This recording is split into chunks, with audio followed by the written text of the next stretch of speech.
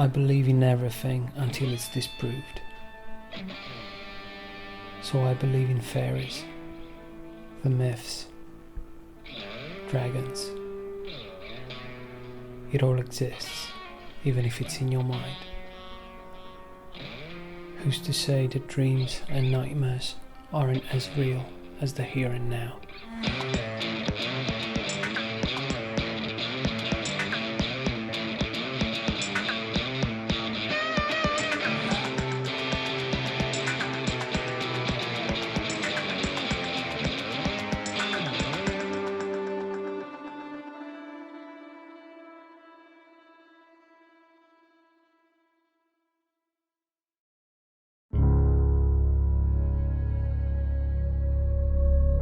Edimburgo è una città meravigliosa dalle molteplici ispirazioni. Sono talmente tanti i personaggi che hanno vissuto e creato in questo posto, preda dell'aurea meravigliosa, che sarebbe difficile elencarli tutti. Charles Dickens si sentiva a casa a Edimburgo, città che a suo dire gli ha dato moltissimi onori. George Eliot la paragonava ad Utopia. Per Alfred Hitchcock era la Atene del Nord, esempio di città del romanticismo classico, per non parlare poi di Sir Walter Scott, che l'amava profondamente. Charlotte Brontë scriveva in una lettera del 1850: «Mio caro signore, non pensi che io sia blasfema se dico che la vostra grande Londra, se paragonata ad Anne Edin, la mia città romantica, è come la prosa paragonata alla poesia, o come un poema epico rimbombante, sconnesso e pesante, paragonato ad una poesia lirica, breve, brillante, chiara e vitale come un lampo». I think Edinburgh is the most exciting city I can think of, because it has everything. It's got the sea, it's got the hills, it's got incredible culture and history, and it's got beauty. And it's a fascinating city because I believe that our Western society has been shaped by a lot of people who come from Edinburgh originally. So a lot of great thinkers in the past, they came from Edinburgh, and a lot of great scientists and doctors, they all studied, and their inventions, they came while they were here in Edinburgh. So I think it still is a very highly fought over city, even today. And that's why it attracts so many visitors, and it attracts a lot of people who want to change something or want to pioneer something. They keep coming to Edinburgh. I do know that people from all over the world come to Edinburgh, and obviously all the Harry Potter books invite to that, because people are forever fascinated about the supernatural. Sì, Edimburgo è una città dalle mille sfaccettature e questa frizzante vitalità si respira ad ogni passo. Ma il passato burrascoso del posto non è mai stato dimenticato. Guerre, persecuzioni, rivolte, torture, esecuzioni ed incendi. Ogni pietra, ogni muro ha una sua memoria fisica, ricorda perfettamente ogni singolo terribile accadimento e ogni tanto rilascia qualche esalazione sovrannaturale, libera di manifestarsi con tutto il suo secolare bagaglio. Edimburgo presenta due facce: il meraviglioso e tranquillo volto di giorno, che ammalia per la sua bellezza, e il volto notturno, spaventoso, inquietante e oscuro. Edimburgo è famosa per essere la città più infestata del mondo.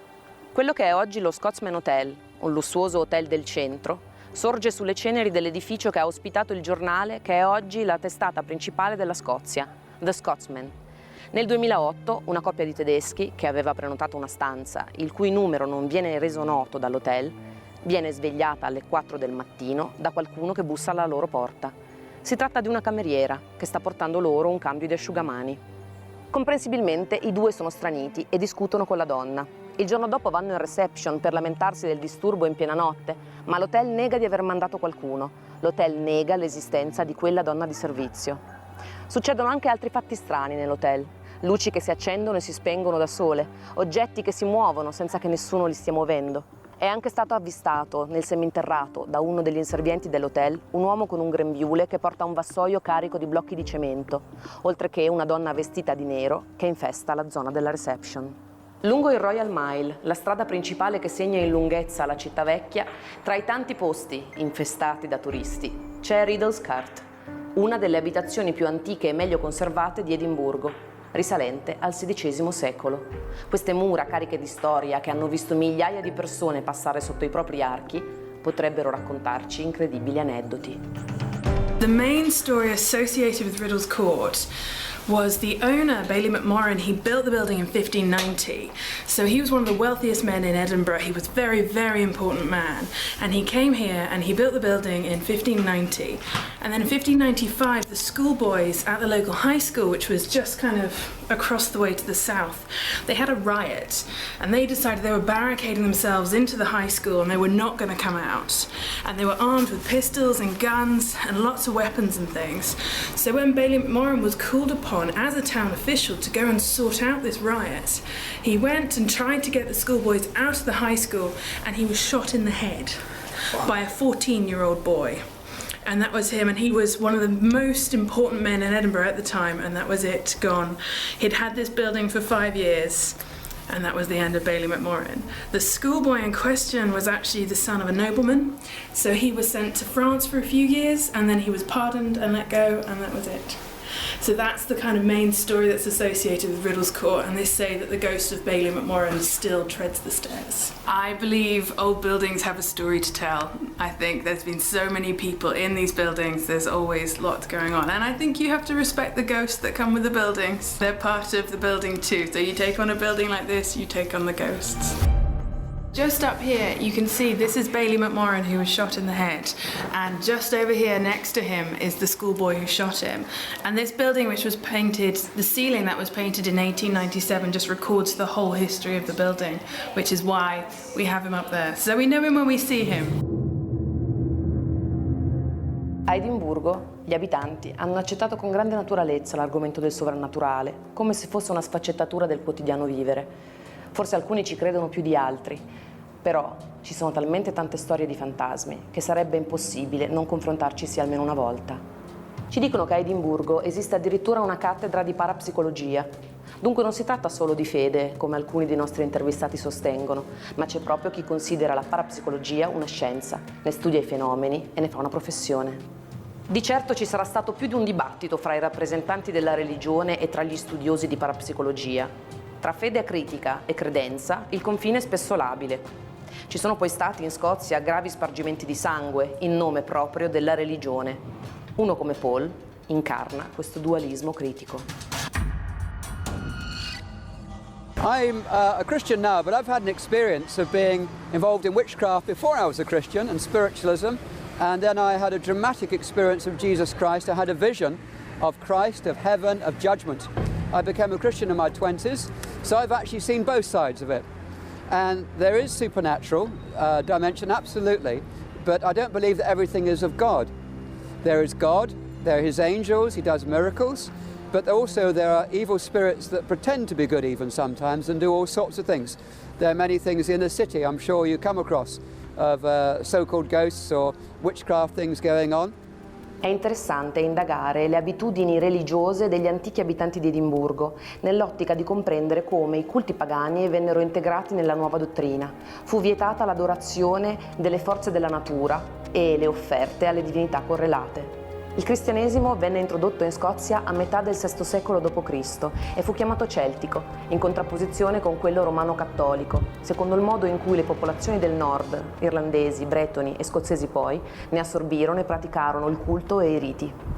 Narra la leggenda che gli spiriti della natura, adorati con riti proibiti, venivano uditi maledire i santi cristiani, accostati al male e al demonio, furono assorbiti da un alone di mistero e oscurità. It was quite an amazing movement of the Celtic Christians because the pagans had their own druids, which were like the priests and the teachers of their time.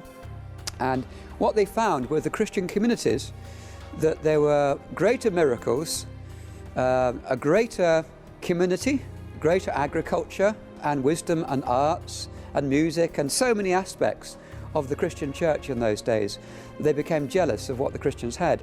So there was a big movement of druids and pagans and pagan leaders who turned to Christ, and a big Christian movement took place in the 6th and 7th century. Immagino che non fu facile per le popolazioni delle Highlands e in tutta la Scozia accettare l'introduzione di una nuova dottrina che ribaltò alle fondamenta le loro credenze, introducendo nuove figure a cui rivolgere le proprie suppliche.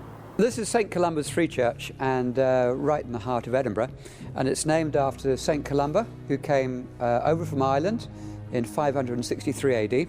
He was from the royal family of Ireland, and he came over with 12 monks on the west coast of Scotland on the beautiful island of Iona, and he would have preached in this street. In fact, this is the main old street of Edinburgh. Well, looking back really particularly the connection with St. Columba in the 6th century, because when he came over, paganism, witchcraft was very much the normal practice in Scotland amongst the tribal groups. And just like in the early church, the Celtic saints, they came amongst the people, and they had encounters with druids or pagan priests. For example, there was a man called Broican. Now, Broican was a chief wizard, and this was up at Loch Ness and in the Highlands. And Broican met Columba, and he said, you shall not pass to the other side. We'll call upon our gods, and there'll be a thick mist, and the wind will be against you. So Columba said, well, get on with it. So they called upon their gods, and the thick mist and the wind came against Columba and his team. It looked impossible to go to the other side. But Columba simply stepped into the loch and prayed in the name of Jesus Christ for God to send a favourable wind, which drove away the mist, and they sailed to the other side. So that was seen like a kind of a supernatural contest in the Highlands up there. There are other times, for example, Columba, this church is named after him, and there was a boy that was dead in a house. And when Columba arrived, it was chaos. People were in tears and weeping. And he quietly knelt down by the boy, prayed for him in the name of Christ, and he was raised back to life. And it sent a shockwave through all the tribal groups in Scotland. And everybody was talking about this Jesus Christ. Quindi chi ha fede crede che davvero queste cose siano successe a San Columba nel 500 d.C. e che davvero avesse poteri superiori concessagli da Dio. Ogni credo ha i suoi dogmi a cui confidare senza chiedere prove, perché la mancanza di fede acritica minerebbe le basi di qualsiasi religione. Another man was St. Cuthbert, who actually also preached in the street. And he was the Bishop of Lindisfarne, or Holy Island in Northumbria. And he built himself a church just below the castle here. And he would often go to Holy Island, and word got out that God was healing. So when the tide went out, the people used to bring their sick in mind, body and spirit, and many were healed. There were occasions where people were paralyzed and crippled, and they were healed. And Cuthbert had a great love for the wild people, as they called them. These were the people with the big tattoos on them, and they used to get drunk at night, and they would sort of dance on the hills, and they would cut themselves with knives and swords until the blood was coming. So it was quite a frightening place to be. But Cuthbert, he said, because of the love of God in him, he went to these people. And as he spoke about God's love and forgiveness through Christ, and he prayed for the sick, many were healed. And they were completely astounded about the supernatural that was happening.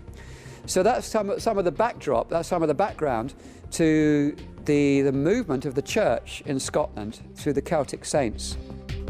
Il fascino di Edimburgo si deve alla particolare conformazione, divisa fra Old Town e New Town, tra i palazzi storici di una e il razionalismo georgiano dell'altra, e l'Holyrood Park, un complesso collinare situato al centro della città, il cui picco massimo si chiama Arthur's Seat. Paul ci ha raccontato un'incredibile storia ambientata proprio in quel luogo, un racconto mitico sul potere divino.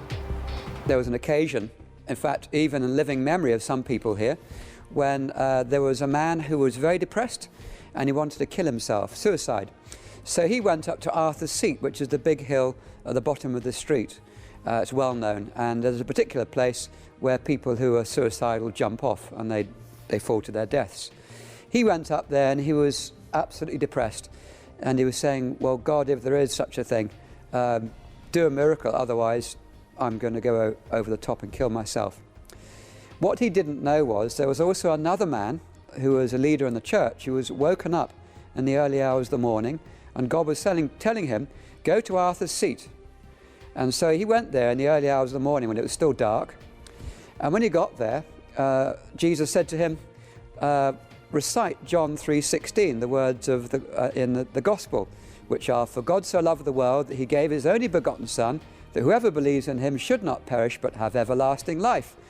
And God said to him to shout it loud, and he thought, this is really a stupid thing. I'm on my own, in the dark, on top of this hill, and I've got to go and shout this scripture from the Bible out.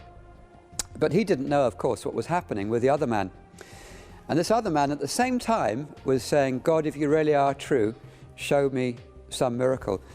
And straight away he said that, he heard this booming voice coming out very loud, for God so loved the world he gave his only begotten son, that verse. And he was completely astounded by that. Now the church leader, he went back thinking, well, God's got me to do that, what do I do? Time to go home. What was the point of that?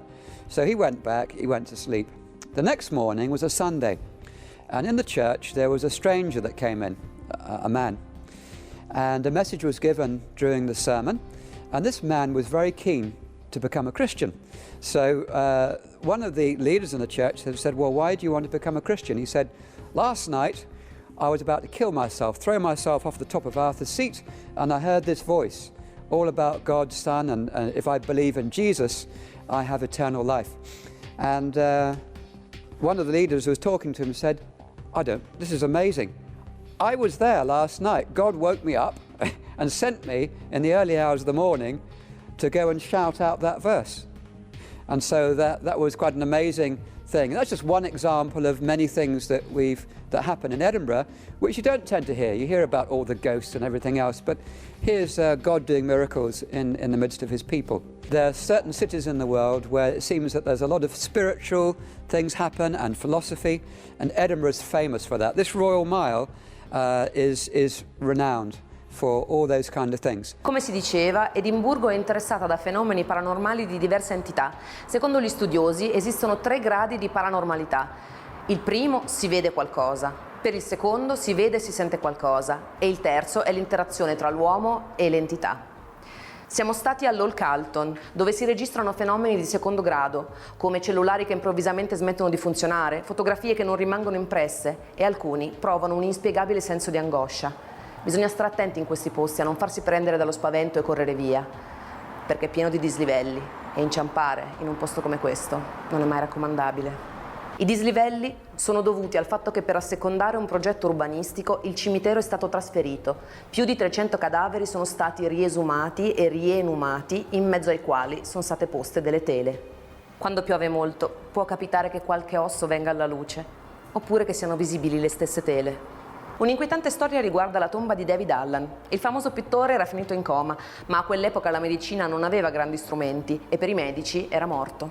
Al tempo si usava seppellire i cadaveri con una campanella legata al dito, in modo che in caso di morte apparente potessero chiamare aiuto. Nessuno sentì David Allan, o forse morì di soffocamento prima di poter muovere un dito. Il suo spirito, si dice, è rimasto intrappolato nel sepolcro. Sul retro della tomba è impressa l'immagine di un volto. Pare di riconoscere i tratti di qualcuno che urla, in preda al terrore e al panico. Sebbene gli scienziati affermano che non si tratta altro che di muffa, i parapsicologi affermano che effettivamente il contrasto fra caldo e freddo ha creato una sorta di condensa, ma è l'energia ancora attiva che genera questo riflesso, il volto di David Allan, sospeso tra i 2 mondi. Non resta che incontrare l'entità più famosa di Edimburgo, il terribile Bloody Mackenzie. Sepolto in un imponente mausoleo di pietra al cimitero di Greyfriars, si dice sia il maggiore responsabile della classificazione al 3° grado di paranormalità del posto. Qui l'interazione fra lo spettro e l'umano è decisamente negativa, ma per capire questo fenomeno dobbiamo prima capire chi fossero i covenanti. Well, this is very well known in Scottish history. The time of the Covenant is the 17th century, and at this spot you see here, just literally the cross on the ground, is where 110 Christians were executed for their faith. They were brought down here, soldiers either side, thousands of people shouting at them, and they were killed for their faith. And the reason for that was because they said that Jesus Christ is head of the church and not any earthly king. And the king didn't like that because he wanted to control people. And many of them, in fact 18,000 of them, gave their lives for their faith in a difficult time. And with that time of great persecution and trouble, where many were tortured and killed, there were also miracles taking place. Dunque i covenanti erano cristiani che promuovevano il presbiterianesimo, che deriva dalla riforma calvinista e che ha come fulcro gli anziani della comunità, in contrapposizione alla gerarchia di vescovi voluta dalla Chiesa romana. Il potere era tutto al popolo. Non è difficile capire come mai vennero perseguitati. Nel 1560 il presbiterianesimo si diffonde in Scozia e dopo 2 secoli di persecuzioni, nel 1707 diventa religione di Stato. These open gatherings in the fields and places where the soldiers didn't know about, but there were also people who were bribed to tell where the secret meetings were. And there was this man called the Reverend Alexander Peden, and he was speaking to crowds of thousands. And suddenly the soldiers appeared. And Alexander Peden prayed that God would bring a mist, a thick fog. And it came at exactly that moment, a blue sky, completely blue sky, and a thick fog came down. It was so thick that the soldiers couldn't even see each other, never mind the Covenanters, and all the Covenanters managed to escape. Alexander Peden was never actually executed. There are many down here who were executed, but he was not, because often God would speak to him and say, the soldiers are about to come, go. And he would leave his room, and minutes later the soldiers would arrive, and he was gone. They got so frustrated with him, they could never catch him, and he died of old age later on. The soldiers were so angry about him that they found where he had been buried. They dug up the body, and they placed the body, reburied it under a place of public execution, because they said, we could not get him in his life because God protected him, but now we get him in his death, which is a bit sad, I think. Nel 1636 Carlo II decide di combattere con tutte le sue forze i Covenanti e il suo braccio armato era l'avvocato George Mackenzie, che fu talmente scrupoloso nel suo lavoro da meritare il soprannome di sanguinario. Più di 2000 Covenanti vengono da lui imprigionati in un campo vicino a Greyfriars e i più vi trovano la morte in seguito alle terribili torture a cui venivano sottoposti. Dopo essere stati legati al muro, con una pinza venivano strappati lembi di carne dalla schiena, dalle piante dei piedi e dalle braccia, così che non potendosi sdraiare e non dormendo mai, non avessero le forze per scappare. A Greyfriars sorge un monumento alla loro memoria e a pochi metri da lì la tomba del loro aguzzino. Fino al 1998 questa zona era decisamente calma, non c'era nessun fantasma, finché un barbone decide di trovare un riparo per la notte e forza questa entrata di un mausoleo, entra dentro e si dice che sveglia il fantasma di Bloody Mackenzie. I turisti con le loro guide cominciano a sentire strane sensazioni. All'inizio decisero di non preoccuparsi finché un anno dei ragazzi che stavano festeggiando, perché non andiamo a festeggiare dentro la prigione dei Covenanters, allora cominciano a bere, si cominciano a divertire, finché ad un certo punto urla. I ragazzi veramente impauriti cominciano a scappare, corrono dalla polizia, ci hanno attaccato. Nonostante questo rimane comunque aperto questa parte del cimitero, finché nel 2003 un turista americano muore di infarto. Qui decidono di chiudere, di mettere un lucchetto e chiudere questa parte del cimitero per tutte queste cose che erano successe. L'entità di Mackenzie si scatena dal 1980, provocando sensazioni di mani che strangolano, graffi, pugni e lividi che compaiono una volta rientrati a casa. Per questo, dal 2003 il mausoleo è chiuso con un lucchetto, cosa che esaspera ancora di più la sua fama di luogo infestato. Ma cosa provoca la manifestazione violenta? Secondo i parapsicologi, il fenomeno è generato dal conflitto provocato dalla vicinanza fra i torturati e il torturatore, che non ha voluto smettere di perseguitarli anche dopo la morte. Nella sua furia cieca non risparmia nessuno. Si trovano nelle vicinanze cadaveri di animali squarciati, decapitati, e si dice che il responsabile sia lui.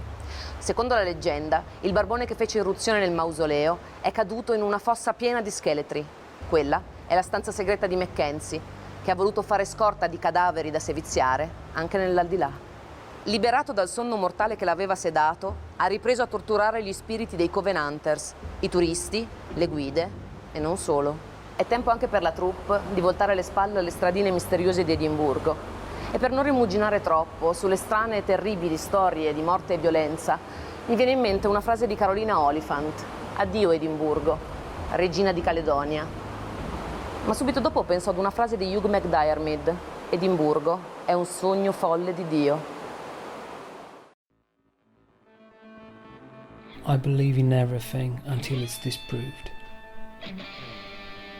So I believe in fairies, the myths, dragons.